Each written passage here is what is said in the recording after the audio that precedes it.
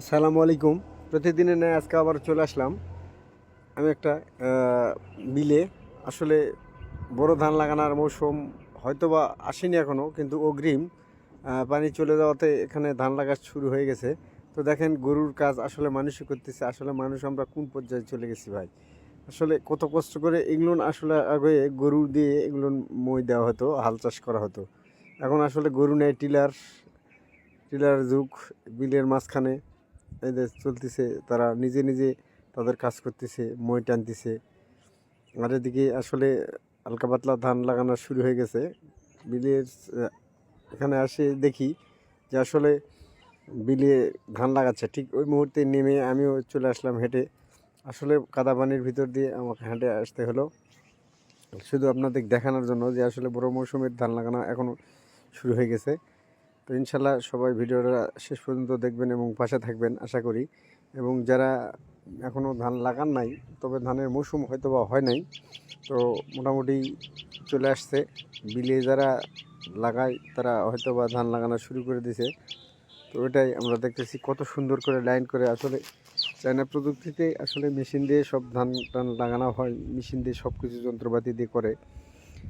যে অতীতের ব্যাপারগুলো, এই যে ঘাড়ে করে বেসন নিয়ে আসতেছে, আসলে এগুলো খুব অতীতে খুব হতো। আগে এর মতো করে হাল চাষ করতে গেলে আসলে পান্তা সাজায় নিয়ে যেত, আলে বসে থেকে খাওয়া হতো। আসলে এই স্মৃতিগুলো মনে পড়ে গেল। এটা খুব ভালো লাগলো দৃশ্যটা। এই যে কারণেই আপনাদের একটু দেখানোর চেষ্টা করলাম। দেখেন বিছুন ছিটাই দিচ্ছে, এর মতো করে সারি সারিভাবে বিছুন ছিটাই দিতে হয়। তারপরে আবারও তারা লাগাতে শুরু করে এবং একটু শেষ হয়ে গেলে আবারও আসে। দেখেন কি বিস্তীর্ণ এলাকায় আসলে কত বড় বিল। মোটামুটি নওগাঁতে ধানের জন্য বিখ্যাত, কিন্তু আসলে মোটামুটি এই বিলটা দেখে আজকে মনে হলো যে আসলে নওগাঁর প্রায় অধিকাংশ ধানই মনে হয় এখানে উৎপাদন হয়। তো মোটামুটি বিলটা বড়। আমি এর আগে এত বড় বিল এক যে দেখিনি। ছোটো ছোটো বিল আকার জলাশয়গুলো দেখা যায়। এখনও বিলের শেষ তলা থেকে এখনও পানি শেষ হয়ে যায় নাই। তো যার কারণেই এখনও পর্যন্ত লাগানো সেমতোভাবে শুরু হয় নাই। এগুলো না আগে উপরে আছে, বের হয়ে গেছে, এরা লাগানো শুরু হয়ে গেছে। তো পরবর্তীতে হয়তো বা আবারও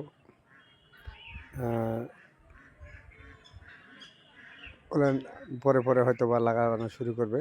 তো ঠিক আছে বন্ধুরা, সবাই ভালো থাকবেন এবং আপনারা যে মতোভাবে প্রতিদিন আমাকে ভালোবাসা দিয়ে আমার পাশে থাকেন, আশা করা যায় সেই মতোভাবে আমার পাশে থাকবেন এবং আপনারা সুস্থ থাকবেন, সুন্দর থাকবেন। এই মুহূর্তে কিছুক্ষণের মধ্যে আপনাদের কাছ থেকে বিদায় নিতে যাচ্ছি। আল্লাহ হাফেজ। সবাই আমার জন্য দোয়া করবেন, আমি আপনাদের জন্য দোয়া করব। ইনশাল্লাহ আবারও দেখা হবে পরবর্তী ভিডিও নিয়ে। সবাই সুস্থ থাকেন, ভালো থাকেন, সুন্দর থাকেন। আপনাদের এই আশা ব্যক্ত করে আমি আপনাদের কাছে বিদায় নিতে চাচ্ছি। অবশ্যই ভালো থাকবেন। ধন্যবাদ। আল্লাহ হাফেজ।